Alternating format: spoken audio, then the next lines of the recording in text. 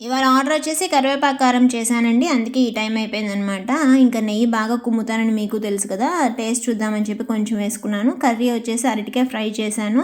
Brown rice as usual. ఇంకా రసం ఉన్నాయి. ఇంకా ఉలవచారు కూడా ఉన్నాయండి. ఏది తినాలో అర్థం కాలేదు. ఫైనల్‌గా కర్డ్ అయితే వేసుకొని కంప్లీట్ అయితే చేశాము. ఇది మా మెనూ ఇవాళ.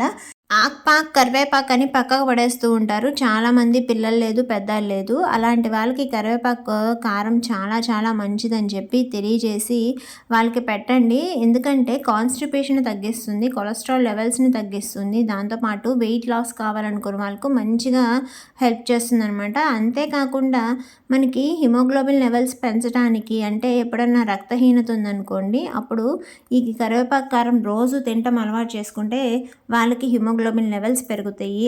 కొంతమందిలో ఆకలనేది ఉండదు కదండీ! వాళ్ళకి 40 డేస్ కంటిన్యూగా పెడితే వాళ్ళకి ఆకలనేది పెరుగుతుంది. ఇంకా డైజెషన్ ఇంప్రూవ్ అవుతుంది. దాంతో పాటు హెయిర్ లాస్ ఆడవాళ్ళకి మెయిన్ సమస్య కదా! జుట్టు ఊడిపోవటం. అది తగ్గాలన్నా కూడా ఈ కరివేపాకు కారం చేసుకొని తినండి.